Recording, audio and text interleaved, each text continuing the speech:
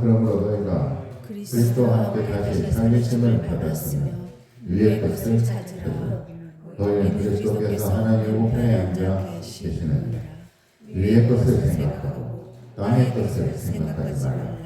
이는 너희가 죽었고 너희 생명이 그리스도와 함께 하나님 안에 감추어졌습니다.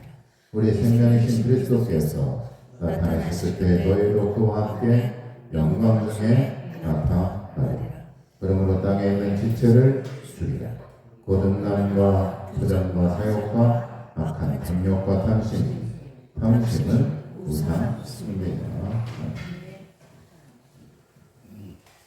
오늘 말씀은 위의 것을 찾으라 라는 말씀의 제목을 가지고 은혜를 같이 나누겠습니다.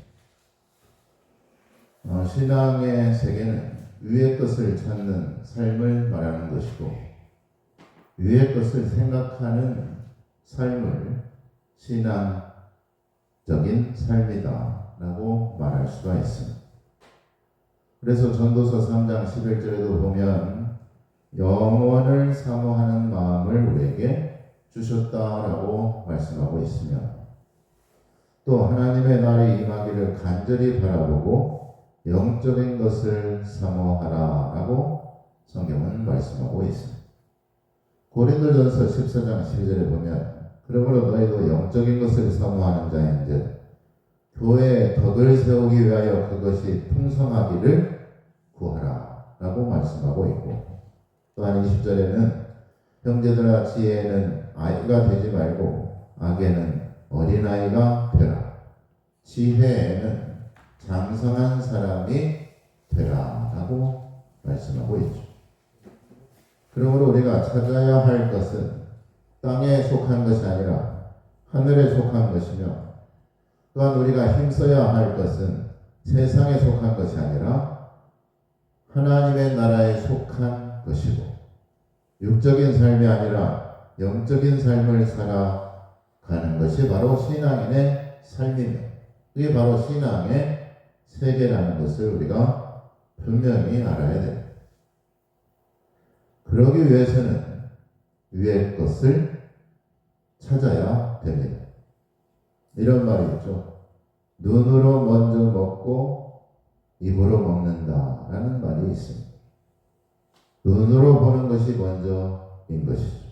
촉각이나 미각이나 시각적으로 맛을 먼저 본다는 것은 시각적인 것이 다시 말해서 보이는 것이 그만큼 중요하다라는 뜻일 것입니다.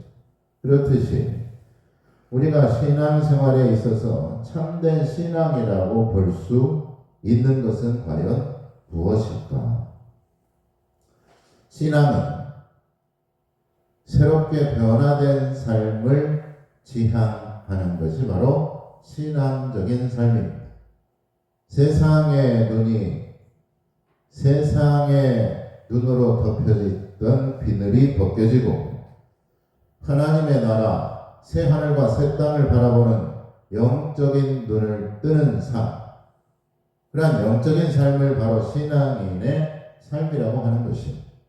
그러므로 영적인 눈을 떠서 보이는 세계를 살아가야 되는 것이고 영적인 가치의 기준을 두고 살아가는 것이 그게 바로 신앙 생활인 것입니다. 육체의 눈으로는 손에 잡히는 것, 눈앞에 보이는 것밖에는 볼 수가 없습니다. 한계가 있다는 것이죠. 또한 아무리 시력이 좋다고 하는 몽골리안들일지라도 눈으로 볼 수 있는 시력만으로 볼 수 있는 것은 한계가 있습니다. 훨씬 더 눈으로 볼 수 없는 것들이 많이 있다는 것이죠. 그런데 찾아보니까 몽골인들보다도 더 눈이 좋은 민족이 있어요. 지구에서 시력이 좋은 민족하면 몽골인들을 떠올리지만 그들보다도 시력이 2배가량 좋은 민족이 있습니다. 태국의 수린 군도에 살고 있는 모겐족이라는 민족은 시력이 무려 9.0이라고 해요. 9.0. 100m 있는 개미까지도 보일 정도로 시력이 좋습니다. 그런데 아무리 그 눈의 시력이 좋아도 100m, 200m, 1km 떨어지면 보이지 않는다는 것입니다. 무엇을 보고 무엇을 바라보느냐가 그러므로 무엇보다도 중요한 것입니다. 바라보는 것에 따라 생각도 행동도 그렇게 따라가게 되어 있습니다. 검은 하늘을 바라보면 마음도 우울해지고 생각도 어두워지게 됩니다. 사실 더 엄밀히 보자면 마음의 문제나 생각의 문제는 어디에서 나오냐면 뇌에서 나옵니다. 다시 말해서 머리에서 나온다는 것이죠. 요즘 말하는 뇌과학에서 이렇게 말을 해요. 사람의 감정까지도 뇌에서 시키는 것이다. 그래서 머리가 중요합니다. 성경에도 보면 머리가 될지언정 꼬리가 되지 않게 해달라고 기도하고 있고, 또한 하나님의 백성으로 선택된 민족은 장자에게 축복을 하는 것이 그들의 신앙의 전통이며 정서라고 볼 수가 있습니다. 그만큼 머리가 중요하기 때문에 그렇습니다. 그런가 하면 교회의 머리가 누굽니까? 교회의 머리는 바로 예수 그리스도예요. 교회가 시끄럽고 교회가 문제가 생기는 이유는 예수님이 머리가 되지 않고 목사가 머리가 된다든지 장로가 머리가 된다든지 권사들이 머리가 되면은 문제가 생기는 거예요. 예수님이 바로 머리인 것이, 예수님의 뜻대로 살아가는 것이 중요한 것이, 교회의 머리는 바로 예수님이고 머리에서부터 모든 것이 나오는 것을 우리가 깨달아야 됩니다. 그래서 우리가 스트레스를 받을지 않을 수 없는데 문제와 갈등에 부딪히고 어려움과 난관에 봉착하게 되면 과도한 스트레스로 인해서 몸에 병까지 찾아오게 되죠. 뇌과학에서는 스트레스를 받으면 우리 뇌에서는 어떻게 생각을 하냐면 너 지금 심각한 위험한 상황에 처해 있어 라는 사인을 보낸다는 것이죠. 그래서 하루에도 몇 번이고 편도체가 활성하게 된다라는 것입니다. 무방비 상태였던 선사시대로 거슬러 올라가면 거친 정글과 숲속에서 얼마나 많은 위험과 위급한 상황을 접하겠습니까? 그래서 죽을 위기를 처했을 때마다 활성화되는 편도체가 시도 때도 없이 작동한다고 볼 때 과연 그들은 얼마나 스트레스를 하루 동안 받았을까? 끔찍한 일이 하루에도 몇 번씩 되풀이 되었을 것입니다. 그렇게 장기간 활성화된다면 결국 그 상태로 굳어져 버리게 되고 신체의 질병 포함 정신적인 질병까지 초래하게 된다는 것이죠. 그래서 불안장애나 우울증이나 대인기피증이나 그 밖에 온갖 정신질환을 불러오게 된다는 얘기입니다. 우리는 편도체가 활성되는 것을 우리의 힘으로는 막지 못한다고 합니다. 직장에서 못되고 악한 상사를 만나게 되면 뇌는 그 상대를 멧돼지로 착각해버려서 편도체가 활성화되면 또 면접을 보러 가면 면접관들이 멧돼지로 착각해버린다고 해요. 결국 현대인은 편도체 문제 때문에 스트레스를 받지 않을 수가 없다는 얘기예요. 그런데 막을 수는 없지만 꾸준한 훈련으로 그것을 가라앉힐 수는 있습니다. 편도체 활성화 시 코르티솔과 아드레날린이 엄청나게 분비되면서 심장 박동이 빨라지고 내장이 움직이는 느낌을 받는 순간 내 몸의 변화로 인해 뇌에서 내 감정의 상태를, 내 감정의 굴곡을 깨닫게 되는 것입니다. 그래서 생각만으로는 감정을 컨트롤할 수가 없다는 것입니다. 생각은 감정에 영향을 미치지 못하지만 내 몸의 변화, 내 몸의 행동은 감정에 영향을 미친다고 하는 것입니다. 그래서 그런 감정의 소용돌이 속에서 편도체가 활성화되는 것을 막을 수는 없지만 그것을 조절하고 가라앉힐 수는 있다는 것입니다. 생각만으로 부정적인 감정을 컨트롤할 수는 없지만 몸 전체를 움직이는 것으로 그것을 조절할 수가 있다는 얘기죠. 다시 말해서 온 몸을 활용해야 된다는 얘기죠. 하나님께서 이렇게 온몸을 연결해 놓았다는 것을 우리가 알아야 됩니다. 먼저 머리부터 발끝까지 한 몸이 될 때, 하나가 될 때 우리의 영혼도 우리의 마음도 우리의 삶도 건강할 수 있게 되는 줄 믿으시기 바랍니다. 사랑하는 자여 내 영혼이 잘된 같이 범사가 잘되기를 간구한다라고 분명히 말씀하셨죠. 그러므로 첫 번째로 위의 것을 찾는 것은 하나님을 찾는 영적인 삶을 의미하는 것입니다. 공고한 날이 이르기 전에 내 창조주 하나님을 기억하라라고 전도서에는 말씀이 기록되어 있습니다. 전도서 12장 1절에 현대인의 성경의 번역으로 보면 너는 아직 젊었을 때 곧 고난의 날이 오기 전에 아무 낙이 없다고 말할 때가 되기 전에 너의 창조주를 기억하라 하고 말씀하고 있습니다.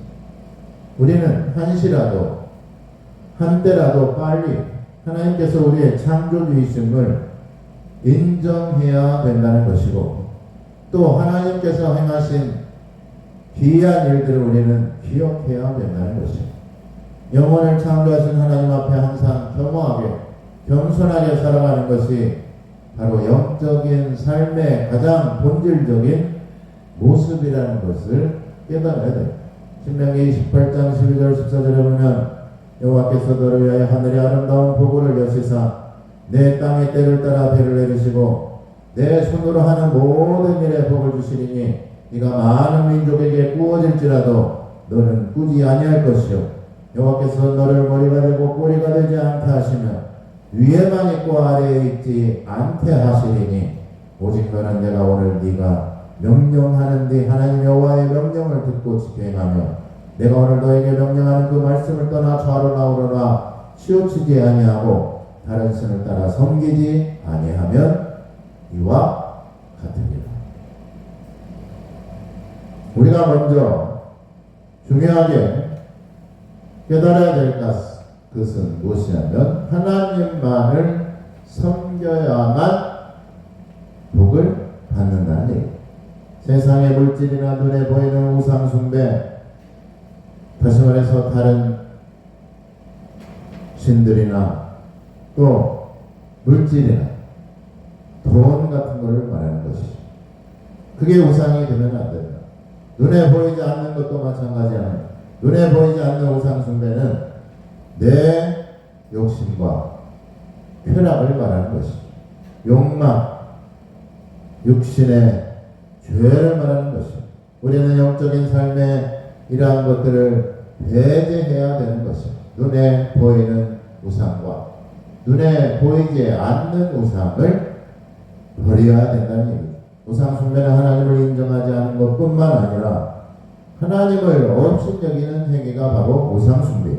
왜냐하면 모든 세상의 만물과 모든 신들은 하나님께서 창조하셨고 그것들은 다 피조물입니다. 피조물을 섬기고 피조물을 우상 숭배하는 것은 하나님을 업신여기는 것이고 모독하는 것입니다. 그래서 저희 유명한 초대교회 교부였던 성 어거스틴은 이런 말을 했습니다. 우상 숭배란 순서가 바뀐 사랑이다. 뒤쪽으로 결국 죄는 우리가 사랑하는 대상의 우상순위가 바뀌는 것을 말합니다. 죄는 때로 선한 것처럼 우리에게 다가오기도 합니다. 나라를 사랑하는 마음, 또 가족을 생각하는 마음, 모든 것들이 선한 것이지만 그것이 하나님을 사랑하는 것보다 우선이 될 때 그게 바로 눈에 보이지 않는 영적 우상 숭배로 변질이 되는 것이죠. 자녀를 사랑하는 것 선한 일이지만 자녀를 하나님보다 더 사랑하거나 자녀가 부모의 마음에 들지 않을 때 극도의 분노로 반응하거나 낙심하게 되는 것이죠.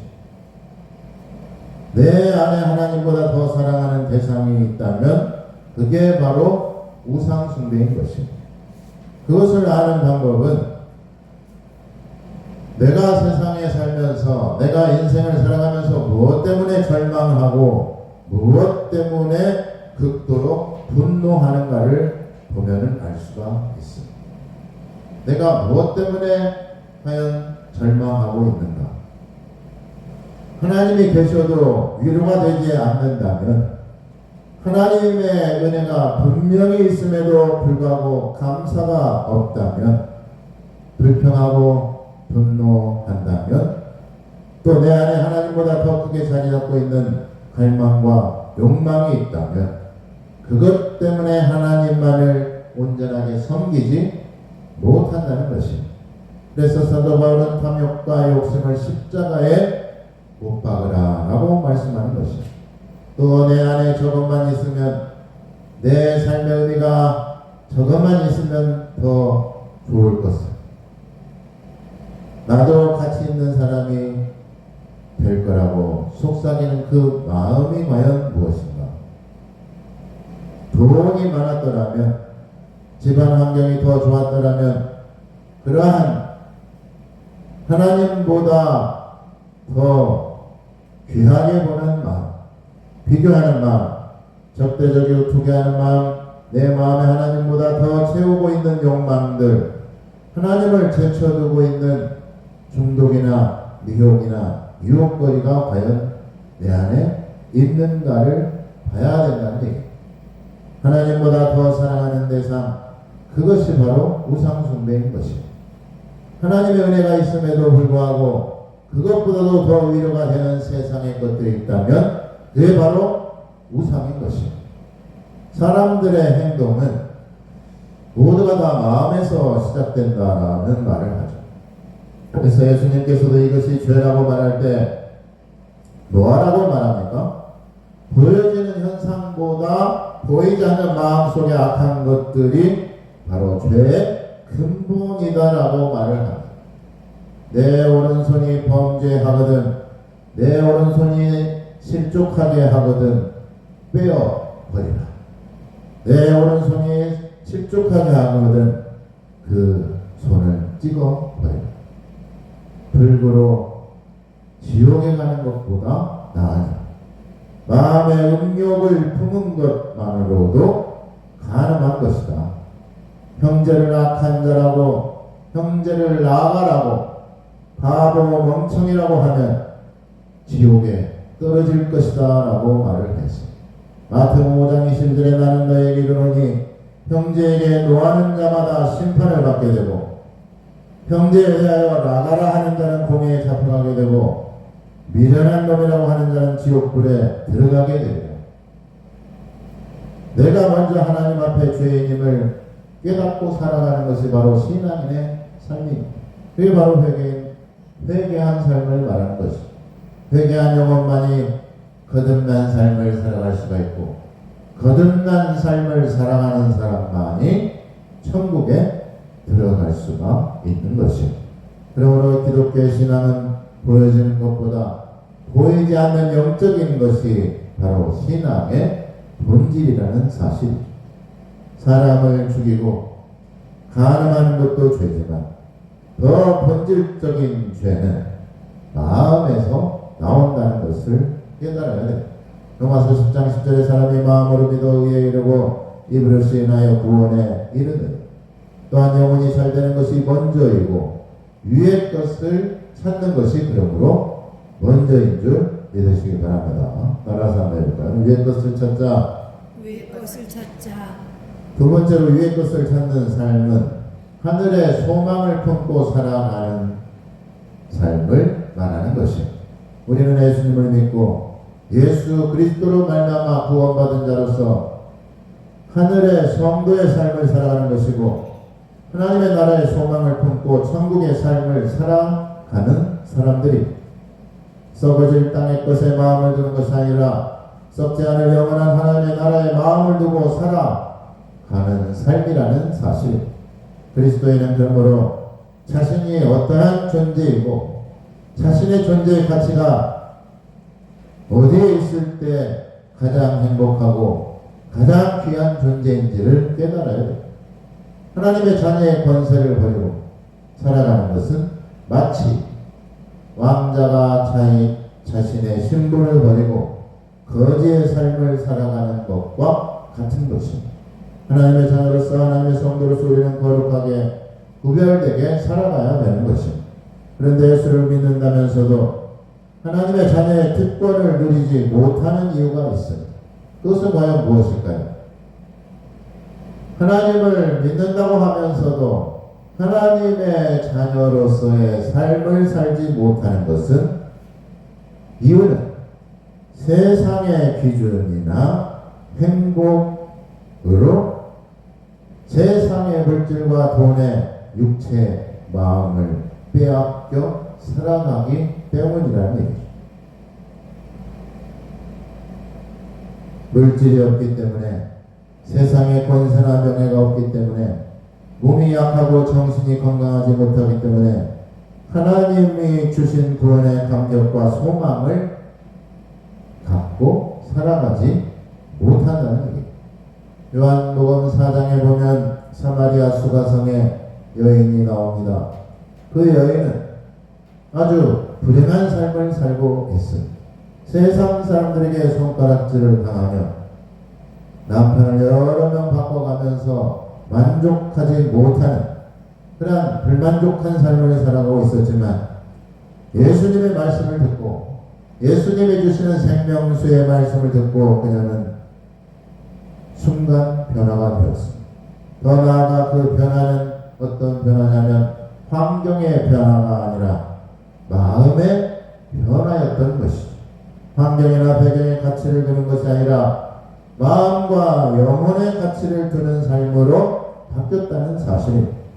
세상 평판이나 사람들의 비난이 무서웠고 그것들을 기피했던 소극적이고 우울하고 폐쇄적인 여인이 변화되어 그 동네에 내려가서 예수님을 담대하게 증거하는 적극적인 삶으로 바뀌었던 것입니다. 그것은 바로 마음의 영혼을 사모하는 마음이 생겼기 때문에 그렇습니다. 하늘의 소망을 품었기 때문인 것이죠. 땅에서 살아왔던 지난날의 모든 것들이 다 허무했던 것입니다. 영원한 하나님의 나라의 소망을 품었기 때문이며 예수님이 전해준 하나님의 나라의 소식을 들었기 때문인 것입니다.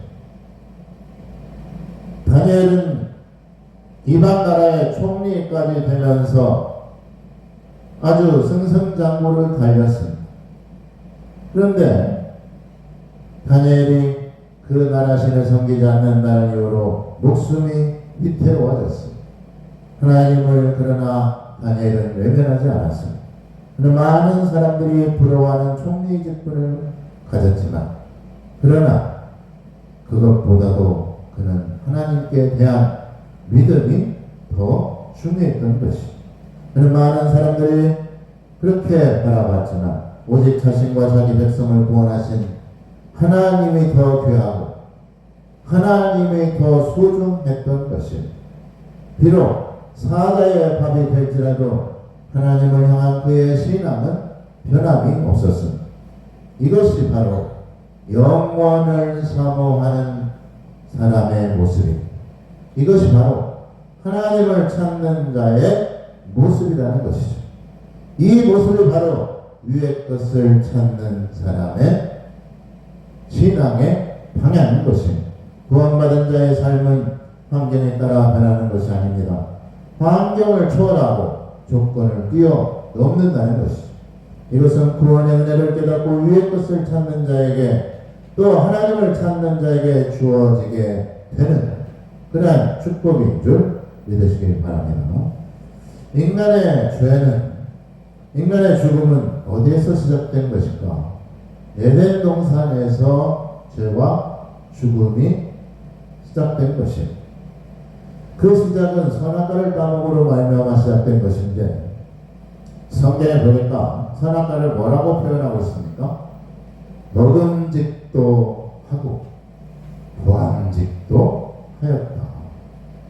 먹음직도 하고 보암직도 했다는 말은 무슨 말입니까? 눈에 보이는 감각적인 손으로 만져지고 느껴지는 것을 통해서 죄가 들어왔다는 얘기.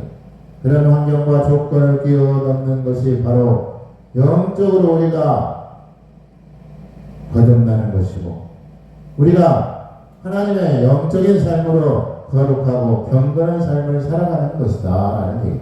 디모데전서 4장 8절에 보니까 육체의 훈련은 약간의 유익이 있으나 경건은 모든 일에 유익이 있으며 이 세상의 삶뿐만 아니라 저 세상에서 영원한 생명까지 약속해 줍니다 라고 말하고 있습니다. 이 세상뿐만 아니라 하나님의 나라에서도 영원한 복을 누리게 되는 것입니다. 마지막으로 유의 것을 찾는 자의 삶은 하나님을 앙망하는 자를 말합니다. 이사야서 64장 4절 5절에 주 외에는 자기를 앙망하는 자를 위하여 이런 일을 행하신 일을 애부터 귀로 들은 자도 없고 눈으로 본 자도 없었나이다. 주께서 기쁘게 공의를 행하는 자의 자와 주의 길에서 주의 기억하는 자를 선대하시기를 우리가 범죄함으로 주께 진노하여 싸우며 이 현상이 이미 오래되어 싸우니 우리가 어찌 구원을 얻을 수 있으리. 결국 하나님을 앙망하는 자만이 하나님의 뜻대로 살아가는 자만이 하나님께서 지켜주시고 도와여 주신다는 얘기예요. 옛날부터 지금까지 들은 자도 없고 눈으로 본 자도 없으신 하나님께서 행하신 기이한 수많은 일들과 구원의 기적들을 기억해야 된다는 것입니다. 우리 인생은 잎사귀처럼 시들어버리는 인생입니다. 우리가 꼭 기억해야 되며 구원을 베푸신 하나님만을 바라보며 하나님만을 추구하는 살아가는 삶이 바로 위의 것을 찾는 삶인 줄 믿으시기 바랍니다. 하나님을 앙망하는 자는 피곤하지 않으며 권고하지 않으며 더 강건하고 능력으로 살아가게 된다고 말씀하고 있습니다. 이사야서 40장 29절 31절에 피곤한 자에게는 능력을 주시며 무능한 자에게는 힘을 더하시나니 소년이라도 피곤하며 곤배하며 장정이라도 넘어지며 쓰러지되 오직 여호와를 앙망하는 자는 새 힘을 얻으리니 독수리가 날개치며 올라감 같을 것이요 다른 박질하여도 곤배하지 아니하겠고 걸어가도 피곤하지 아니하리로다. 유명한 무속인이 있었습니다. 그 무속인이 예수님을 믿고 변화가 되어서 간증을 합니다. 그분의 이름이 심선미 집사님. 설날을 앞두고 신년 운세를 보기 위해 점집을 찾는 경우가 많이 있죠. 그런데 심지어 기독교인들도 자기 점집을 찾아서 점을 그렇게 봤다는 것입니다. 점, 사주, 타로 등을 보는 것은 돈을 주고 절망을 사는 행위다. 돈을 주고 죽음을 사는 행위다라고 그 집사님은 말을 합니다. 26년간 무속인으로 살다가 하나님의 은혜를 받고 회심한 심성미 집사는 기독교인에게 이렇게 권고하고 경고하고 있습니다. 기독교인들은 호기심이라도 점이나 사주나 타로를 봐서는 안 된다면서 하나님을 믿고 의지하며 우리가 생각과 마음을 지키는 것이 무엇보다도 중요하다. 과거 무속 시절 찾아온 손님의 절반가량은 기독교인들이었다. 그 중에 직분자들도 많이 있었다. 기독교인이 점을 보러 다니는 것은 하나님을 믿는다면서 귀신에게 와서 운명을 맡기는 것과 같다라고 말을 했습니다. 우리는 그러므로 팔자나 운명에 따라 살아가는 사람이 아니라 하나님의 뜻에 따라 위의 것을 찾으며 하나님을 찾으며 하나님을 낭망하는 삶으로 살아가게 되는 사람인 줄 믿으시기를 예수님의 이름으로 축원합니다. 기도하겠습니다.